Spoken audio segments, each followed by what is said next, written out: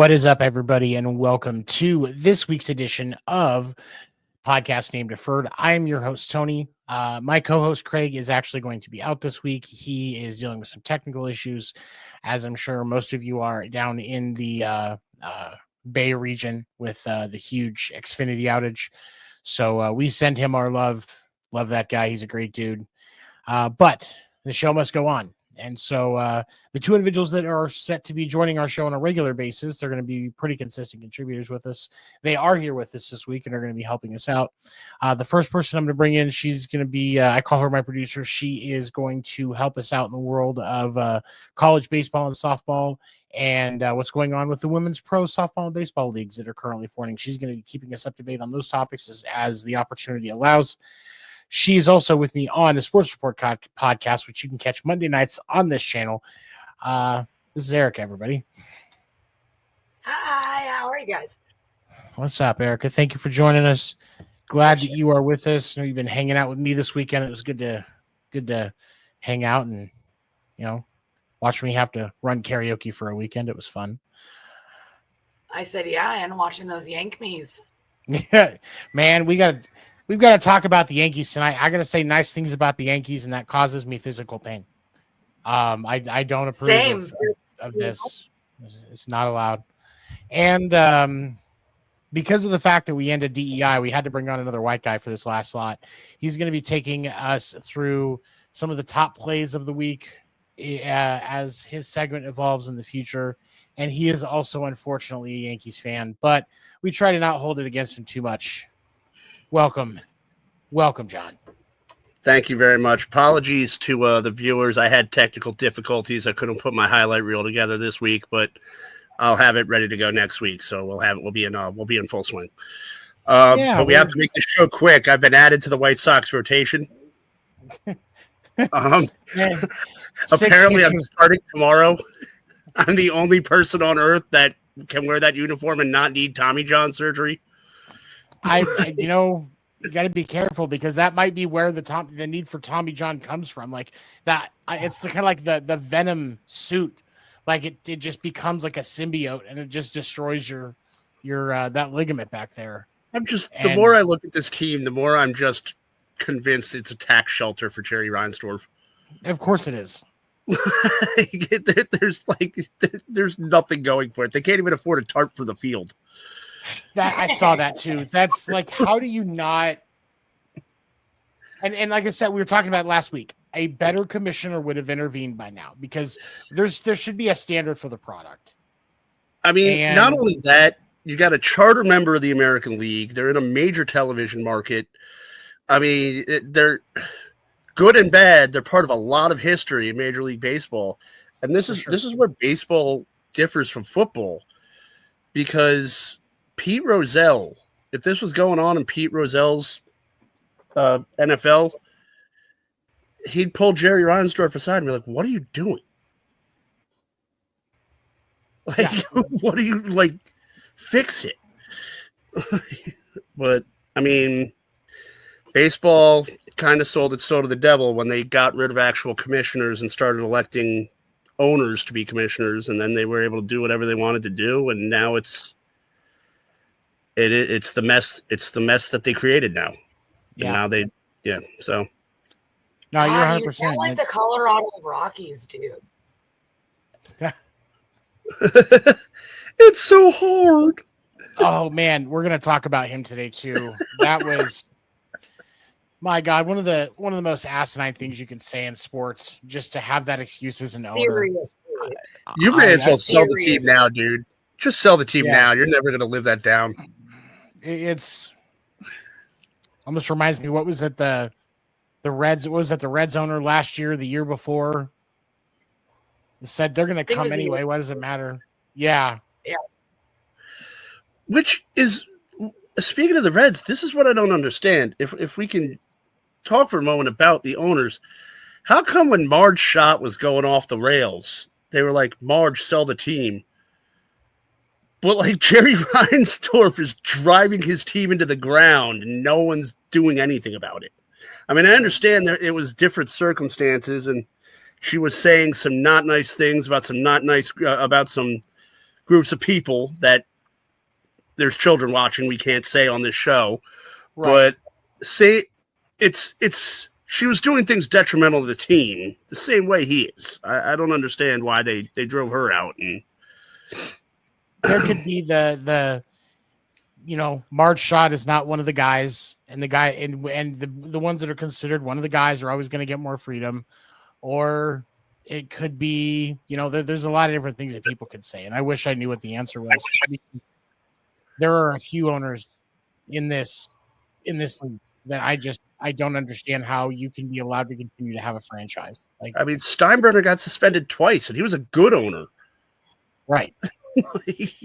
No, you're 100% correct. Like, it's the difference in accountability in the game now for owner conduct. Like, if back previously, like, you wouldn't have a guy like Ken Kendricks that would be considered in an advisory board position with the league along with owning the D-backs, because he up until recently wasn't investing in his team. He was a horrible relationship with the public, because when you're pulling "Do you know who I am" at charity events, like, nobody's going to respect you after that. Well, and we're just in an era where the owners are running amok. Now, we differ on the situation with the owner of the Athletics, and that's another time. You talked about that last week. We'll put a pin in that and talk about it another day. But what the guy's doing down in Tampa, I don't even understand how you're allowed to do that. You had an agreement. You had a beautiful new waterfront stadium in St. Petersburg ready to go. It was voted on, signed, sealed, approved, and now he backs out of it.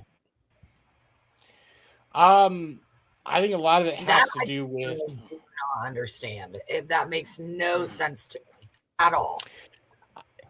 It doesn't make sense, and because now, are you going to spend $1 billion fixing that stadium so that it can be playable in a year or two when they finally get all the work done? It's the least favorite stadium in the league for Right. players and fans. Right. And then we're going to turn around and revisit a new stadium and start that whole process over again, just to probably land with the same fucking situation that you're dealing with now.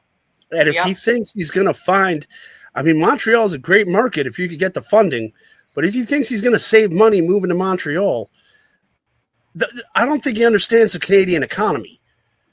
It's going to cost him more to build a stadium in Montreal than it will in Florida. A lot more. Yeah, it is, but he'll learn one way or another. And here's my thing. Why move it? Why would you move it to Canada? Why would you not leave it in Florida somewhere? Because Florida's a really hard market. I agree with him wanting to move. I just don't agree with the way he's going about it. I mean, if you made agreements and you had handshake deals and you committed, you should stay. But Florida is a hard market to tap, because for 6 months, from February, not 6 months, 3 months, you get heavily discounted baseball. And then all of a sudden, you're paying $100, $200 a seat. The stadium, Tropicana Field, I've never seen the inside of it, but I've driven past it. And it kind of looks like when you're at the beach and a little kid leaves a sand bucket in the sand and it kind of tilted, and like you're waiting for the waves to knock it over. That's what the stadium looks like from the outside. There's nothing visually appealing about it. The environment there, it's not a good market. In Tampa Bay, I think that even the Buccaneers just won the Super Bowl 2 years ago. They have some dynamic talent on that football team, and until they get to the point where they're back in the playoffs, you won't see over 60% in that stadium. Now, if they, I'm sorry. Well, no, you're fine. Well, no, and I was going to say, but when you look at other sports markets, there are other opportunities. But like you said, Montreal's got a whole mess of issues. Are you bringing back the Expos with going there? Are you going to keep the Rays? Name, like, which direction are you going to go? Can you get those franchise rights from who was it that moved from They became I think Montreal. I think the Nationals would give them the franchise rights. It's the Nationals. Okay. Yeah. Are the Nationals going to give them the rights to the Expos name? Because there is actually a huge push for bringing the Expos back. It does exist. I see it. I see it quite a bit. Especially when you look at stuff on Twitter and Reddit and things like that. Like there is a groundswell of support, but it's a metropolitan area. It's got 3 million people in it. If it's done right, it can be successful. Right, yeah. But it's a matter of I don't see the way that the Rays ownership has been operating business and think they can do this right. And that's where my question comes into. Stay where you're at. In my opinion, the best case scenario for the Rays right now is if this guy sells to Hall of Fame shortstop Barry Larkin, has been trying to buy the team, and if he moves them down the line to Orlando, that would be a godsend for that team because Orlando's got Disney, Orlando's got money. That's a place where you will put a crowd in. And that honestly is what I was going to say, Ambrose, is that like, why would they not want to move to somewhere like Orlando? Because you do have those financial fundamentals with Disney, with Universal, with Disney Springs, with this, with that. You have that financial avenue sitting right there in Orlando. And Barry Larkin's been trying for a couple of years to do that now. I think it's called, I forgot what it's called. It's like if you have a computer handy and you want to look it up, it's called like the Orlando Dream Project. And it's Larkin and a group of investors, and they're trying to get a team in Orlando, and that'd be the best case scenario for the Rays. Because I think they should, I think it's inevitable that baseball returns to Montreal, but it's got to be done the right way. And it's got to be done by someone that has the money to put up with Canadian politics and the way things operate in Canada. I think that we'll see the White Sox will move somewhere. The Rays will move somewhere. One of them probably ending up in Orlando. And then once those things settle, we'll see an expansion in the league. That's when Montreal will come out because a group will buy the rights from the Nationals for the Expos name to bring it back, and that's when we'll see Montreal. That's probably also there's been a lot of talk about a baseball team in Utah. That's a possibility. Oklahoma City's been a market that's talked about. I don't know how viable it is. Why would they? I don't think they would do that. You have the AAA for the Dodgers. They're not exactly. going to. There's no reason for that. You'd have to move the AAA team if you're going to bring an MLB team. Exactly. And I don't think that they would do that because then you're going to take away from the farm system that they've developed here in Oklahoma for the Dodgers. I think if the White Sox move, they're going to Indianapolis. Yeah, that's reasonable. I think because that is a place where they can reclaim their own identity. They're far away enough from the Cubs to have their own setup. And they're close enough for the diehard Sox fans to travel to games. Right. So, I mean, I think Indianapolis would be the best move for them. Yeah, because then you can still keep the financial aspect. Sorry, Seven, but then you can still keep that financial aspect that you already have with the White Sox fans and then just move and you're adding more to it. So, I mean, that would be a really good strategic move. I agree. Definitely a good strategic move. Let's dive into the topic of the week, shall we? We saw Saturday the Yankees get 9 home runs in a 20-9 beatdown of the Milwaukee Brewers, including 3 by Aaron Judge. Stop! He's already dead.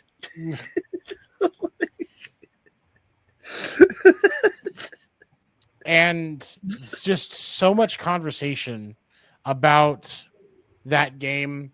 One of the biggest things, and I'm trying to find a proper picture to show here, but there was a lot of discussion around the new bats that the Yankees are doing, where the hardest part of the barrel has been moved, and it's torpedo shaped. I look at it as almost like a bowling pin type shape.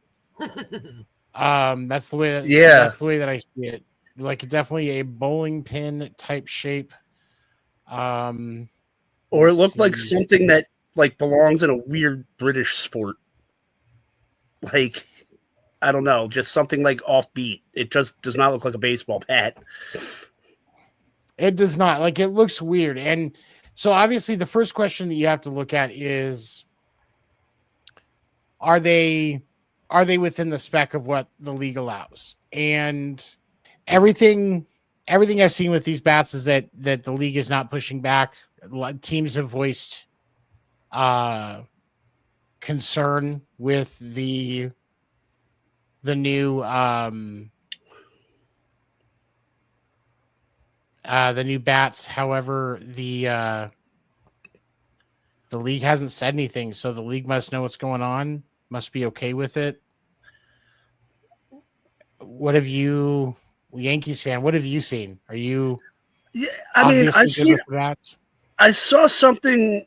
It's unverified, but I did see a post that said the league has released. Sorry, I don't know why I got distracted. The league released a statement saying the bats fit the scope of, professional standard. I don't know if that's true. I don't know to it. I think I saw it on like Facebook or Instagram. So there's a 50% chance that could just be made up. But I mean, the Yankees aren't dumb. If they knew it was going to be an issue, they wouldn't have done it. It's, and I think a lot of people are upset about it, but equipment in baseball is constantly evolving. So the bats were next. I mean, we went from, 1919 to 1920. They wound the ball up tight. So you stopped getting ground balls. That thing started flying out of the park. There was a time where they didn't wear gloves. And wearing a mitt was considered cheating. And then when they actually had to wear a mitt, it was a pancake mitt. So was the first guy that came out there with like a bigger glove, was that cheating? Or was it evolution of equipment? Erika, what do you think? I mean, I can kind of understand, like where Ambrose is coming from.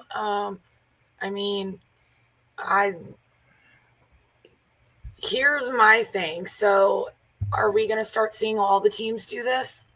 Because obviously the Yanks are onto something. The Twins are already doing it. So, I mean, like every other team is going to start doing the exact same thing that the Yanks have sat here and done, especially when you sit here and see the Yanks put up 20. And I mean, and that's the thing. I don't think it's cheating if everyone else is allowed to do it. Right. And that's go ahead. Sorry. As long as it's like also within the scope of like how the bat needs to be, the diameter, the requirements, as long as it's fair, then go for it. I mean, and also from a safety point of view, isn't that kind of a good change to put the meat of the bat down where, it'll be harder to break?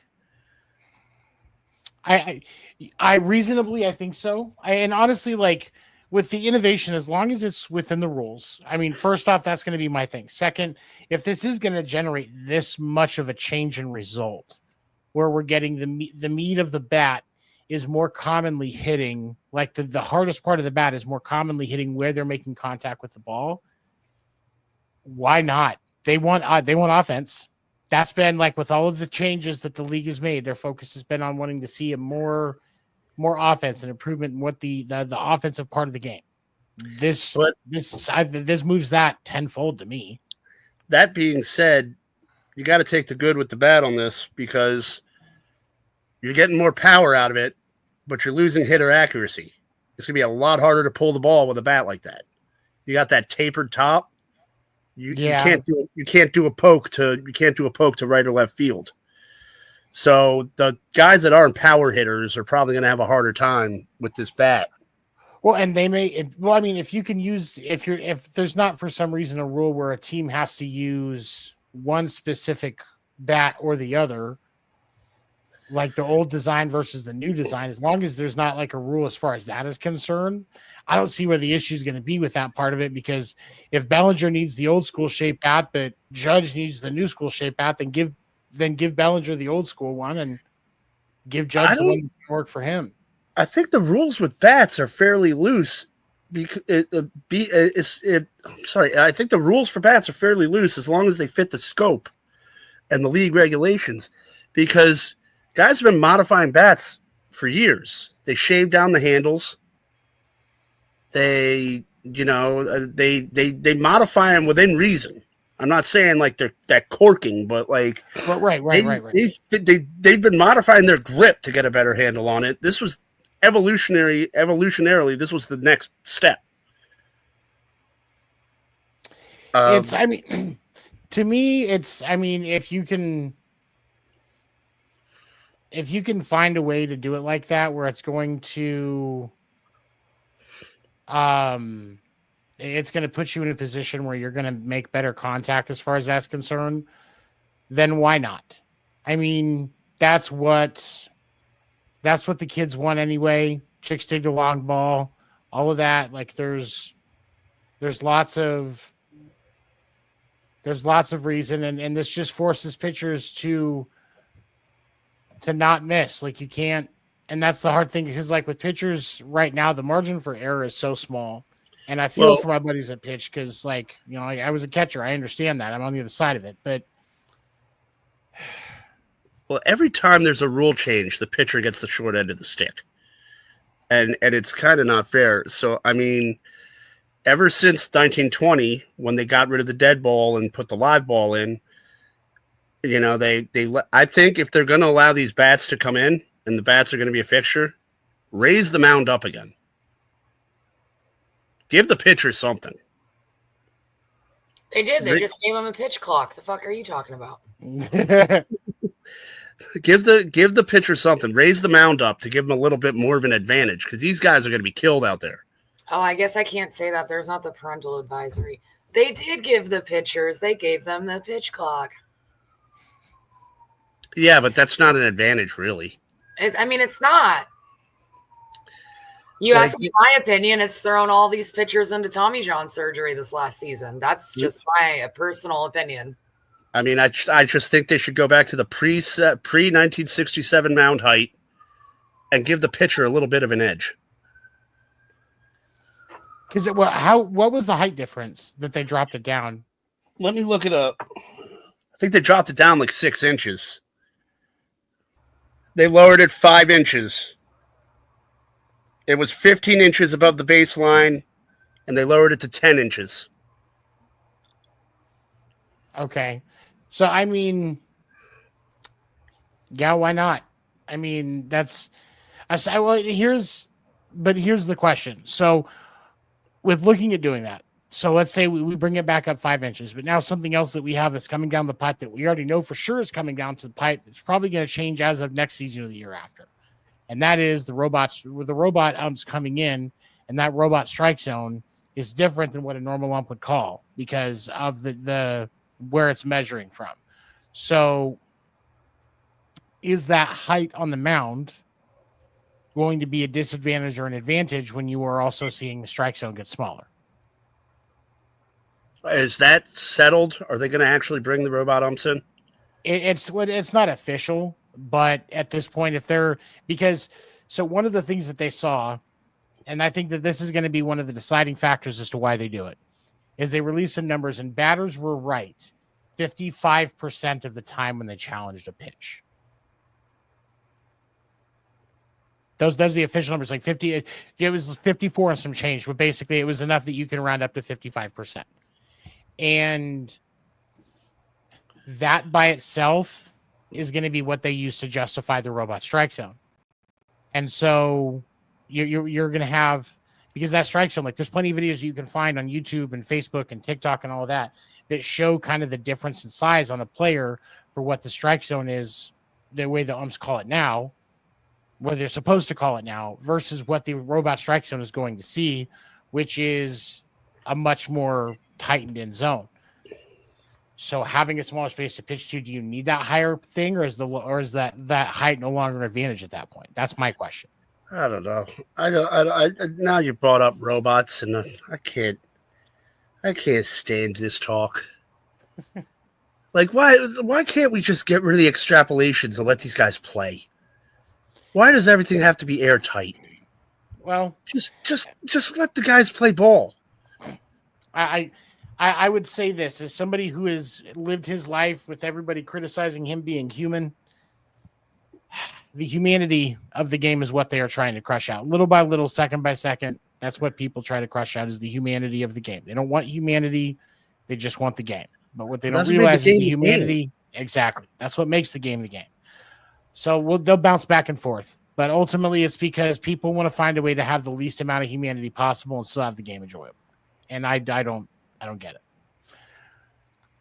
Like, can you imagine Earl Weaver arguing with a robot? Yes. I mean, I would, but the argument would be him taking a bat and like breaking it down. I would pay money to watch Earl Weaver or Bruce Bochy argue with a robot. Billy Martin would just steal it.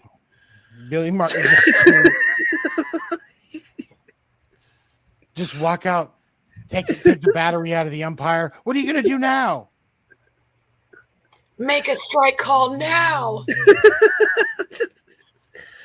I've been fired 5 times this week. Go ahead and make my day.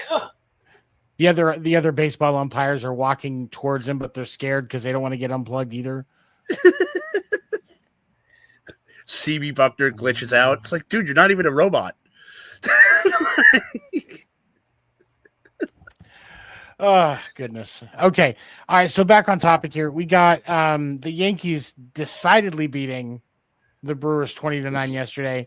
Some remarkable stats out of that. Nestor Cortez served up 3 home runs off of his first 3 pitches in his return to battling his old Yankees teammates. And I'm just wondering if maybe he thought he was throwing batting practice for him just for old time's sake and didn't realize that he had showed up too late to do that, and it was the actual game. Hey, Judge, my friend, a home run for you. Like, I almost wonder if Nestor Cortez isn't going to get canceled for this performance, because if you're throwing that many meatballs to people, eventually it's going to get considered a cultural appropriation against the Italians. Just serving up those damn meatballs, just right up to it. Apparently New York moved off of Nestor Cortez at exactly the right time. Apparently, because he, for that to back,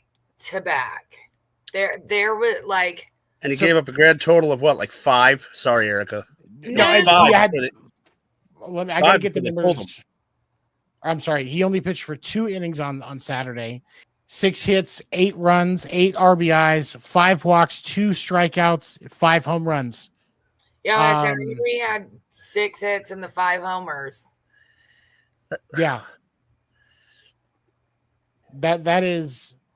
It was practice. Honestly, that has to be what it was. And he just kind of went back into Yank Me land and was like, "Hey, boys." I think it's a combination of things. It's one, the bats clearly made a difference. Yeah.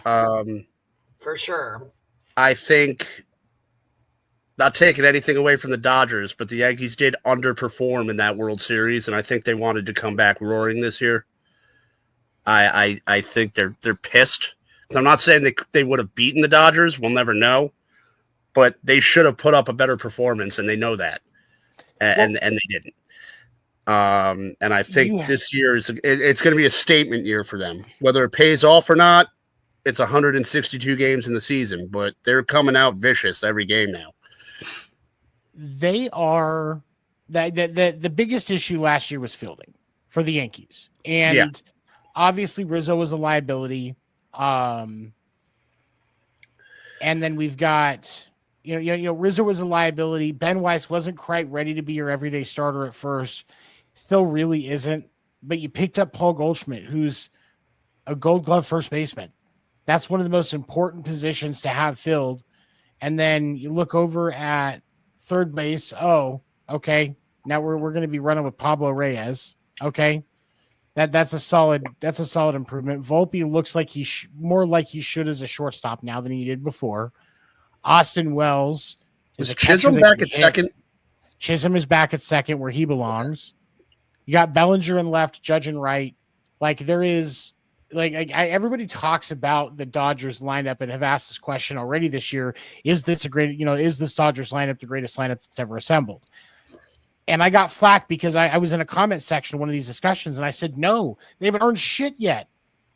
We can talk about this at the end of the season because the Yankees had a stellar lineup last year. All things considering at the start of the year, it was an extremely impressive lineup. We knew in March, excuse me, that the Yankees were going to be playing in October. They were going to win the division. They were going to be competing. It's just one of those things with baseball. The Dodgers stayed hot. The Yankees got cold at the wrong time. And the Dodgers managed to stay hot. And it was, and like I said, I'm not taking anything away from the Dodgers. They played good ball. They earned it. But the Yankees severely underperformed. They did. No, and you're 100% correct because that series should have lasted longer than it did. It should have been closer than it was. But the managerial call to put, again, we're talking about Nestor Cortez, to put Nestor Cortez in, who hadn't pitched in like 6 weeks up against Freddie Freeman. I still don't know. I think I want to investigate Aaron Boone for gambling. Because I still don't know why he made that decision. You had a very capable bullpen that could have come in, put Freeman on ice, and the series starts off and gets them on a much better trajectory. And he put Cortez in, who was cold as ice, up against one of the best hitters in the league. Absolutely. No, you're 100% correct because there were so many questionable decisions about Aaron Boone, and there have been a lot of questions about his ability as a manager anyway. And I do think coaching makes enough of an impact that I criticize more Aaron Boone more than I do Brian Cashman with the Yankees as far as some of the things that those players do and that team does. I definitely think more. It's not to say Cashman's not a problem, but I think Aaron Boone is more of a problem than people realize in New York. I like Girardi, but Girardi was kind of like a sober Billy Martin. He didn't want to hear what the owners had to say. He just wanted to run his team, and that didn't fly with the Steinbrenners. Right. But now you sacrificed. They probably could have won. If Joe Girardi's managing last year, that series goes to 7 games. I think that's fair to assume. And to be honest, being a Dodgers fan, like I was sitting here saying it was going to go to 7. I genuinely thought it was going to 7 because I was like, listen, this is going to be a fight. There's no way this is going to be a fight. This is going to be one of the best World Series matchups that we've seen in a long time. Because, it had been a while since it had been the Yankees versus the Dodgers. So that was the 80s, I thought. Yeah, so this was a 1980, I think. Yeah, so massive opportunity here. This is going to go great. It's an interleague rivalry that goes all the way back to Brooklyn. And you compare both lineups that they had.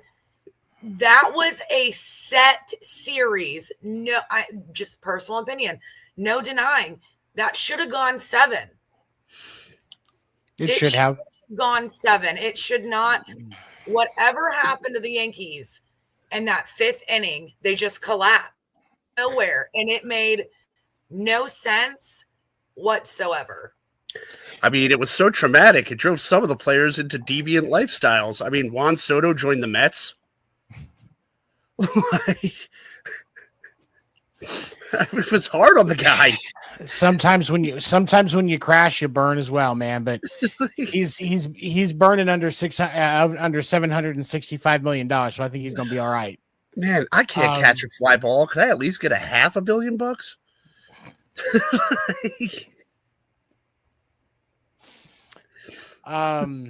But the Yankees, man, they're off to a hot start. They won again Sunday against the Brewers in stellar fashion. Aaron Judge's first home or hit of the game in the first inning was a home run.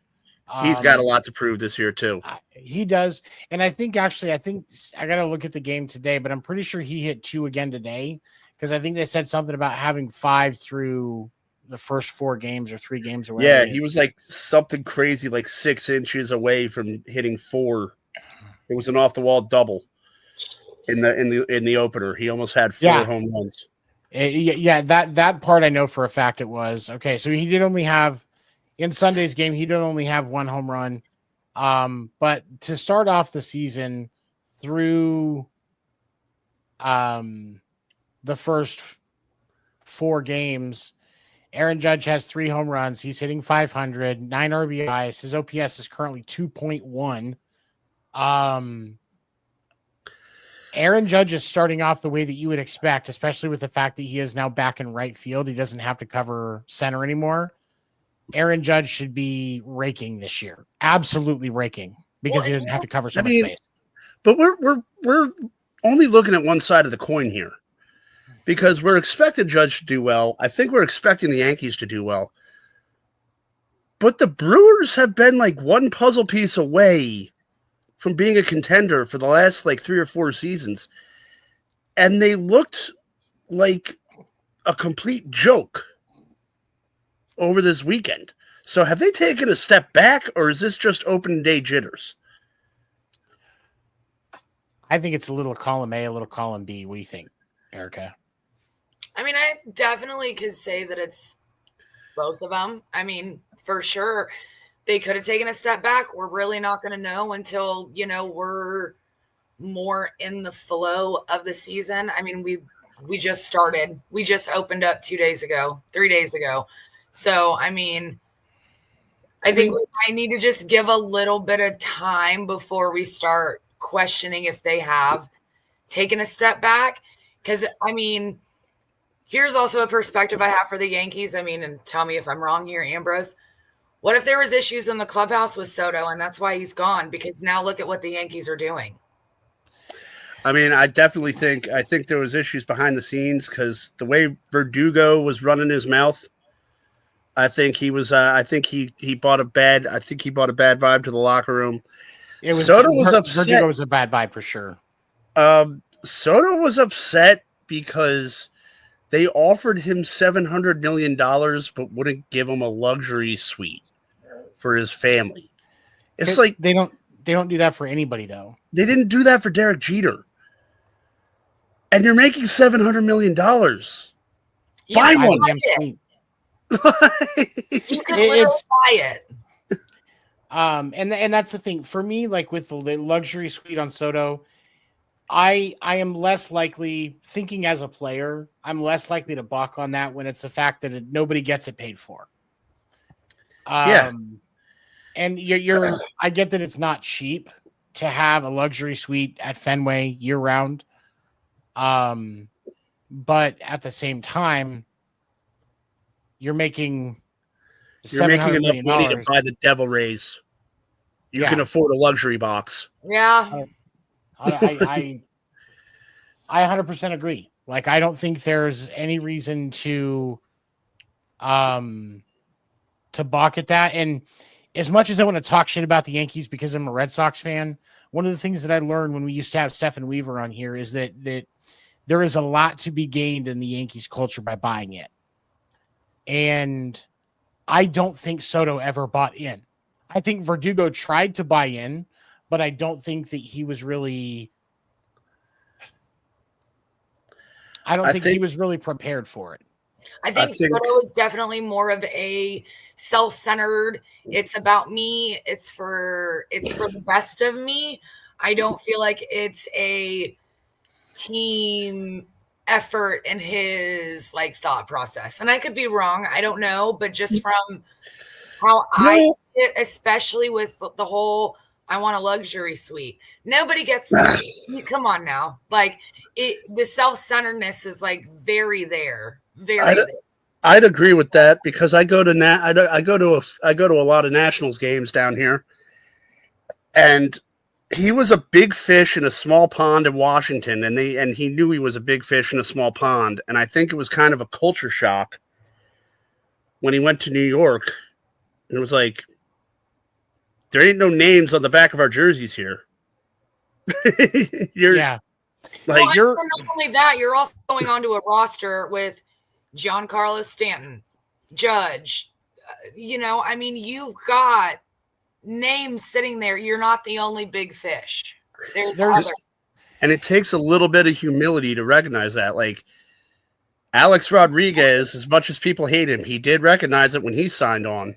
Well, and you got to go to third base yourself in that position and humble yourself. And if you can't, that's going to lead to issues with the team. So, in my perspective, where I'm sitting, you got a Yankees team sitting over here, whether it's the bats or whatever. Chemistry of that team also plays a role in it too, as well. 100%. So there's something different with the Yankees this year. God, this is I'm right there with you, Seven. This is so gross. But I just throw up in my mouth a little every time I have to say it. Yeah, it's just nasty. But drink that Kool-Aid. There is definitely something different with this Yankees team this year. And I'm sorry, I'm really inclined to say Soto. I think you're right because, like I said, he was a big fish in a small pond in Washington. I think he thought he was going to go to New York. He was going to get the endorsement money lined up. He was going to be a kingfish, and he showed up, and they said, "This is Aaron's locker room. This isn't your locker room.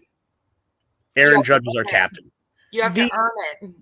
Well, in what part of the Yankee way, and kind of what I was talking about with that, part of the Yankee way is understanding the history, organization, the names that wore that number before you. And when you go to the Diamondbacks, you have to watch out for Gonzo's number and Randy Johnson's number. With both of those, I'm pretty sure are retired. So guess what? Put the jersey on and go to work. When you're in the Nationals, same thing for the most part. But if you walk into the Yankees locker room, you walk into the Red Sox locker room, you walk into the Dodgers locker room, you're walking into a locker room built on history. And that brand has survived before you and will survive after you on the names of all of those people that came before you. They don't need you there. They want you there, but they want you to be there because you want to be there and you want to be a part of the brand that is the Yankees.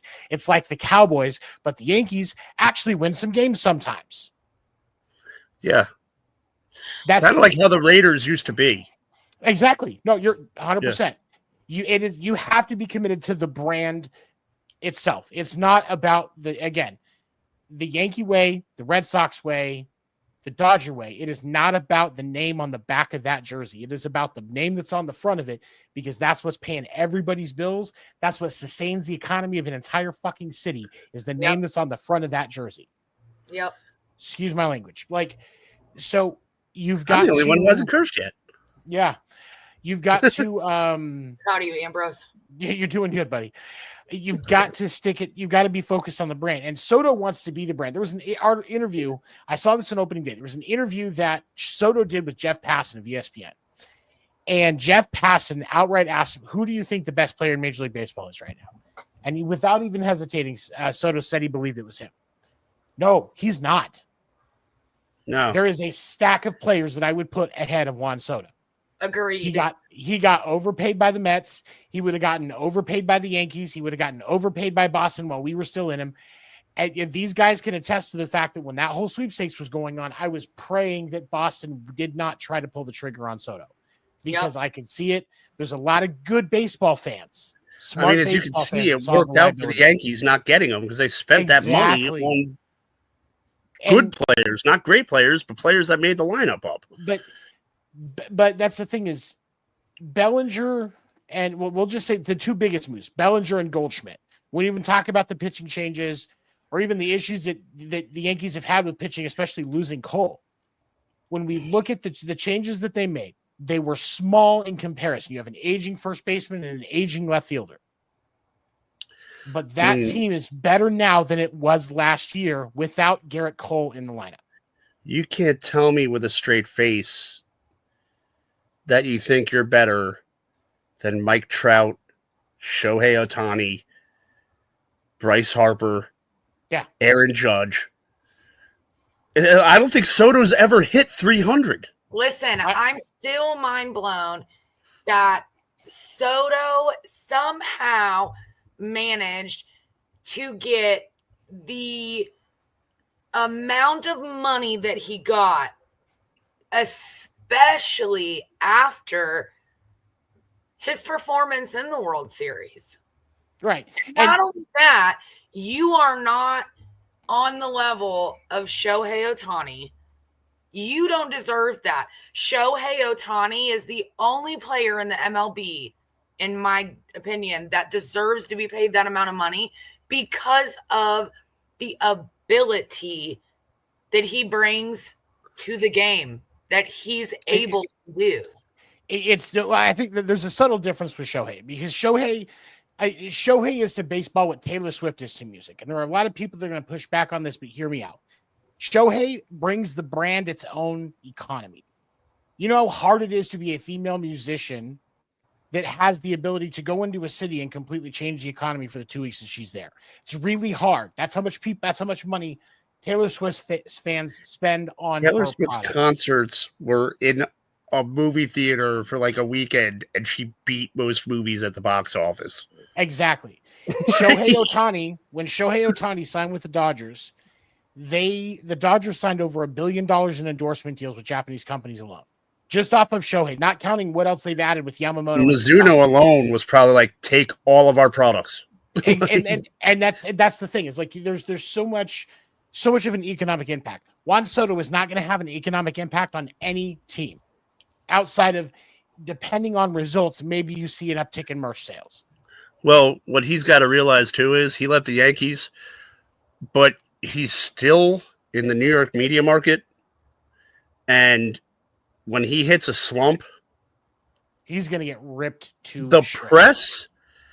And I'm speaking as someone that comes from New York. Obviously, you guys know that the press does not ride the Yankees. They'll ask questions and they'll prod and they'll kind of peck at things, but they won't ride the Yankees. If you go into a slump as a Met, the press annihilates you. Oh, for sure. You're a joke to them. And he's going to have to deal with that. Listen, I mean, the press is going to listen, let's be real. The press is going to eat alive the Mets. They not only signed this deal, they sold their AAA team. You get Soto. Come on now. The press and everyone's going to rip they're ripped. They're going to have a new butthole. I don't know. What are the odds that, since he's a Giant now, Jameis Winston comes on in the offseason as a baseball commentator for the press? Oh, God. I anything that Jameis Winston does with a microphone, I want to watch it just because I know it's going to be entertaining. He can start an OnlyFans where he's farting into it, and it's still going to somehow be the most entertaining shit I've ever watched in my life. I'm so fortunate to play in the snow. Lots coming out of New York, man. Good for the Yankees to find some success and recover. So far, it seems. We'll see where we're at in a month or two. See if they're continuing to head it up. Next, I want to talk about Colorado Rockies owner Dick Monfort believes the majors are no longer divided into National and American leagues, but case-like tiers. There are 5 teams that have nearly unlimited resources at the top, 5 championship wannabe franchises, and 20 have-nots, which includes the Rockies. So, hold on. I'm going to go ahead and actually put this up now because I'm about to piss some people off. Fuck you, Dick Manfort. That is the most chicken shit excuse for an owner that doesn't want to invest in their team. You have the pro sports market for over 500 miles in literally every direction. I think them and Seattle are the two most secluded teams. You have the most space without competition. You own the sports network already and have for a while that you share with between the Rockies. It's the Rockies, the Avs, and a couple of other sports franchises that are there in the Colorado area. Because obviously it's not the Broncos, but there's a couple of the other sports that have the Nuggets is one of them that have ownership rights in this network. You already own your sports network, which means you already get that advertising money. You're getting all that broadcast money, both from the team and from the national. They have one of the best stadiums in the league. One of the best stadiums, a very hitter-friendly ballpark. Very hitter-friendly ballpark. Players love hitting in that stadium. The money is there. Yes, you have to invest some, but look, I don't get it.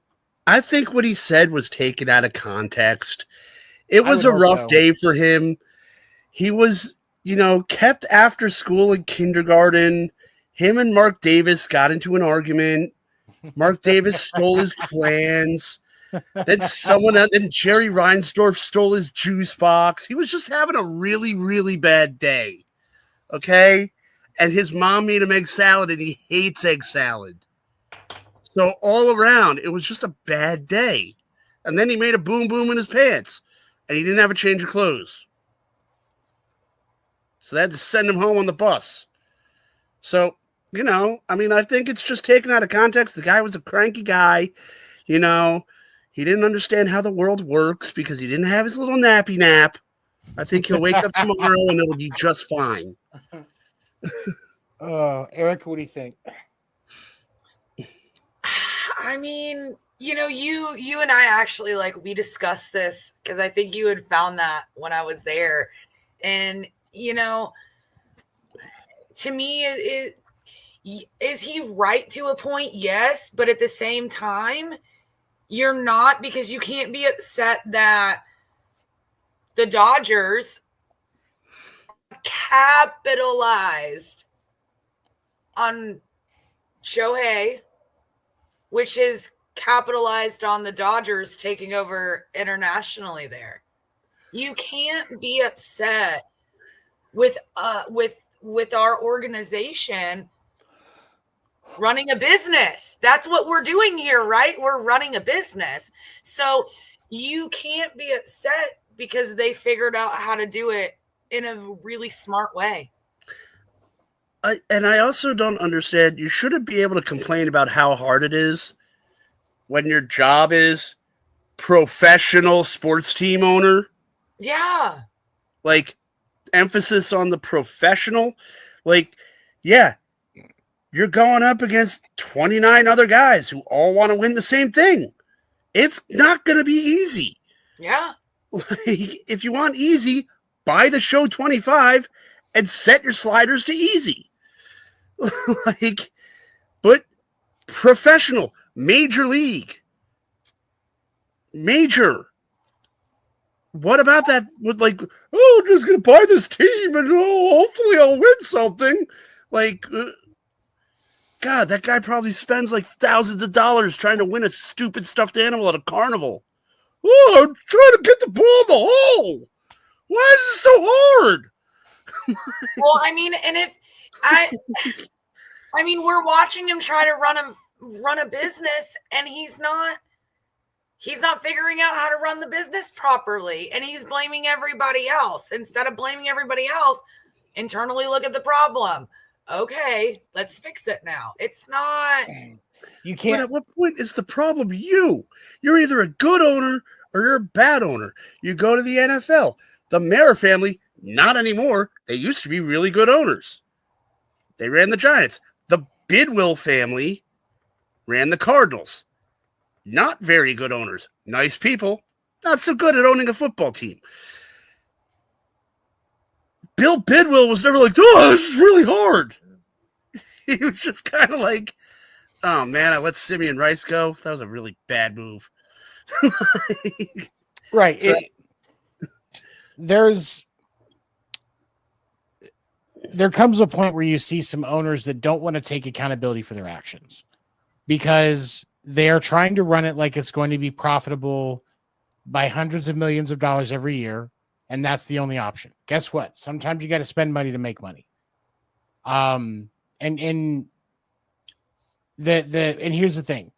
The Dodgers in 2024 spent 73% of their TV revenue to pay their payroll.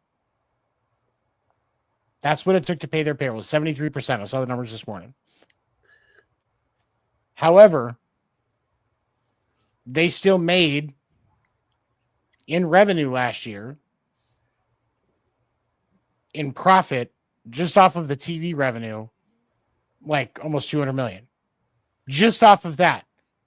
The Rockies had less profit and less spent on their roster. And, you know, if I want to get mad that I'm not making the money of a McDonald's franchisee that owns 200 stores when I only own one store, I'm an idiot because I haven't put the money in to have 200 stores. So guess what I do? I build it up and I invest and I lose money for a while I'm opening up more stores. And all of a sudden I have 200 stores. Now I can talk about, oh man, this is hard. It's hard to keep this going. It's hard. There's a lot. Oh, wait. It is hard. But guess what? I'm making the same amount of money as that guy. Holy crap. Like, but it's also, and also, how hard is it really? I mean, the owner's not really supposed to do anything. Hire competent people so they do the work. How hard is it really for you? Hire a good general manager and a good coaching staff, and the rest should just fall into place. Just sign the checks. How hard is that? The owner of a baseball team is like the president of the United States. Their job is to stand up and make speeches and talk and be seen, but they're not actually doing any of the work that matters. That's all the people that do stuff behind the scenes. Yeah. I mean, Steinbrenner kind of did the work, but I don't know how much work he actually did so much as it was interference. But he also had a lot more knowledge about the product. So you're allowed to be in the room when you have that much of a knowledge. But guys like Dick Manafort, John Sherman. Who was the idiot that ran the Royals into the ground? The Walmart CEO. Yeah. David Glass. They can't complain because they had David Glass coming from Walmart. Should have known. You put competent people in, you don't dip your fingers in because that was Walmart's method. I'm not responsible. You know, if I'm a regional manager, I'm not getting involved in the HR situation of a cashier. That's the people below me's problem. I've got other responsibilities. And David Glass was so wrapped up in things that he set the Royals back almost a decade with the way that he ran that team. Decade if they're lucky. I'm surprised they bounced back that fast. That's how you run a good business. Like that's how you run a good, efficient, effective business right there. Yeah. I mean, if there was a team that should have spiraled into the depths of hell, it was the Dodgers after Frank McCourt ran them into the ground. Yep. They got a competent owner in. And they turned it around. So how hard is it really when you buy a team in Colorado that sells out almost every game? You're in a beautiful stadium. You're making money hand over fist with concessions. You have your own TV deal, so you're not doling any money out on that. Your payroll's not that high. Where's the hard part? You know what? His problem is that he probably hasn't smoked a joint. Maybe if he goes smoke one mile high, maybe get some of that Colorado Kush. Hey man, I don't know. it might help him. I mean, I don't know. It's a thought. I mean, he's got to try something though instead of just put it in his Uncrustable. Oh, well, you know, like wait, what'd you say? I said put it in his Uncrustable when you send him to lunch, when you send him to nursery school for lunch. Listen, if somebody gave me an infused Uncrustable, I would not get shit done that day. Like I'm gonna figure out where those are at. I'm gonna buy like 50 of them, and I may end up naked in the woods in 3 days, just eating an edible Uncrustable again. And then you could be like him, and like when your wife's like, "Hey, how come you didn't take the trash out today?" I didn't think it was gonna be this hard. Sometimes you have to just look past the result. Yep. The other thing I wanted to talk about today is your Dodgers, Erika. Mookie Betts had what was quite possibly one of the best, the first walk-off home run of the game of the year that we saw. I was hoping we were going to have the clip of that tonight, but man, I need you guys to give Mookie back. I think I'm done sharing. I want my best friend Mookie back. Is Mookie Betts even allowed to go by that name, or will it trigger Ohtani? Listen, I mean, I'm ignoring you, obviously. I'm actually really impressed. I mean, let's be real. Mookie is playing underweight. By like 20 pounds, isn't it? 20 pounds underweight. Jesus, poor dude. He was out for 2 weeks. They are pretty positive that it was like a case of norovirus. I'm not sure if that's they're not sure that's how you say it. That's the only thing that they can think. It's the only thing that's making sense. They're still not 100% sure if that's even what it was, but came back, put him in the lineup. It's pop off, Mook. Let's go. Glad to see that he's doing better, first of all, because you never want to see somebody get sick. And for those of you that don't know, it had been revealed last week going into opening day that Mookie Betts had been scratched from the lineup for the Dodgers games against the Cubs in Japan because he had been sick and had been throwing up and losing a bunch of weight. Ended up losing close to 20 pounds, and was down around. Like yeah, it was a nasty virus that ripped through him. Like he couldn't even keep liquids down. Like it was rough. Japan probably, even if he was able to play, Japan probably wouldn't have let him in. Like they're serious about that. Yeah. And it's a big part of their culture as well. Like if you're sick, you shouldn't be out of the house. Yeah. So in that regard, I definitely, and like I'm glad that he's back though, because there's a certain energy that Mookie Betts brings to a lineup when he walks in, like it just changes. Yep. And you already have, what's crazy for the Dodgers is of course there's what everybody sees as one of the most broken freaking lineups in baseball. When you look at, Ohtani, Teoscar Hernandez, Freddie Freeman, Will Smith, Max Muncy, Andy Pajes, Mike Conforto, Tommy Edman, Miguel Rojas. And that's not even all of your everyday guys. So when you have it, like we were talking, I think it was before we started about Sasaki, or maybe it was earlier.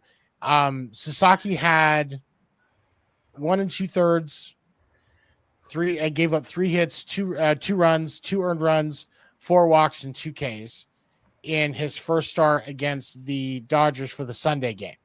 Mm-hmm. And there is so much offense in that lineup that you still managed to win. They had to walk Shohei twice. Shohei Ohtani is earning the Barry Bonds treatment. He's the first player since Barry. Shohei is like, it's almost like it's just progressing. And we're seeing him get walked more and more and more. Because honestly, it really is. It's kind of, I don't want to even say that it's sad, but it really is, because it's like, we just rather not even compete against you. Just walk, go ahead. Yeah, it's the Barry Bonds treatment. I mean, Barry Bonds got walked more in the 2004 season than several teams that were at the bottom of the list. Well, and I bet we will see Shohei completely just elevate past that. Hold on. I wonder how many times has he already been walked? Because I remember I saw a video where he got booed, where they got booed. The Cubs got booed in Japan. Yep. Because they walked him. So he has played, I don't know if intentional walks are a big part of the Japanese game. I don't think they use it that much. And I think that's well, because he's already, if you include what happened with the Cubs series in Japan, he's already been walked 5 times on the year. And he's only struck out 3 times across. If we factor in the at bats where he walked, what is that, 23?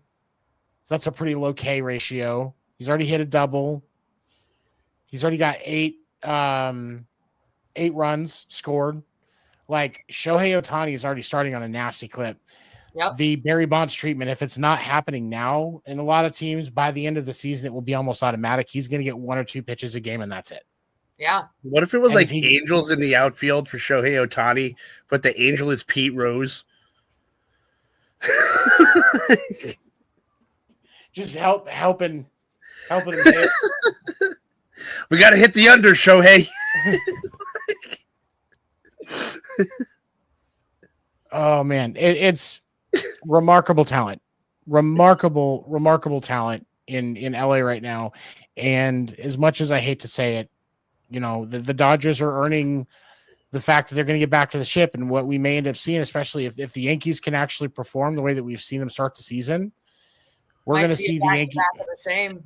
We might see back to back of the same, or whoever ends up running it out of the Yankees and the Red Sox this year might be who's facing it for the American League, because the Royals and the Guardians, there isn't going to be enough out of either one of those teams to make a deep run.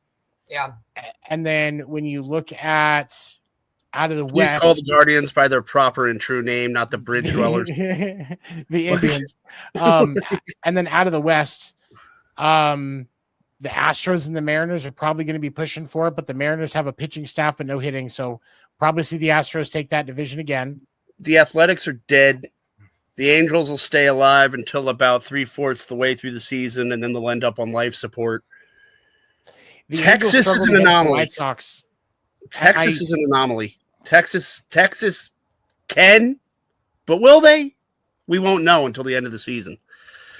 It's hard. I mean, they took 3 of 4 against Boston, but they were all like none of these games truly felt like they were in Texas's hands until the very, very end. And I don't know if that's more about Boston not being quite as ready as Texas was to start the series, but you've got your pitching rotation includes DeGrom, who's old. He's 36. Eovaldi, he's older. He's 35. Jack Leiter's your young buck. He's 24. Tyler Mahle, he's already 30. So he's already kind of middle-aged for a baseball player. Kumar Rocker, he's 25. So he's definitely on the younger side, but you're not going to see, you can't really have a high expectation to him. He's not even quite to where his prime is yet. Like, he's still got some movement up. And that's just your pitching staff. Jonah Heim, one of the greatest catchers in the game currently, I think, especially for the players in his age range. He took a couple deep in the second game against Boston, the first one that they won. You've got guys like Adolis Garcia, Kevin Pillar, Leody Taveras, Jock Peterson. Like, they've got a talented roster, but just like a federal prison, execution matters. I don't think the Dodgers' path to the I don't think it's going to be as easy as people think it is. I don't think it's going to be easy, but I don't think there is a team that can put up enough even in a 7-game series in the National League. I don't think there's a team that can stand against them in a 5 to a 7-game series. I'd put Atlanta up on them. I was gonna say I could see the Braves again, dude. We could see another Braves versus LA again. It is possible. I mean, you're right. The rest of the teams are subpar. The Padres are pretenders. The Padres are always pretenders. Yeah. Anyone who wins the Central right now, even if it's the Cardinals, they're a wild card team at best. But I think the Braves can really, if they stay healthy, the Braves can make it a 7-game series, but the Braves have to stay healthy for it to be anything other than just a 7-game series. I want the Braves in the World Series. I want Spencer Strider to get his first ring. He is absolutely one of my favorite pitchers in the league right now. But when you, I also would like to say that I've never seen anyone look more stereotypically Canadian than Freddie Freeman. It's the teeth. It is. It's the teeth. It's the teeth. It is. But I mean, when you look at the rest of their rotation, for the Braves, Chris Sale, he's 36. Sale's best years are behind him. He's got to dig deep. Sale's best years are behind him. That is 100% true.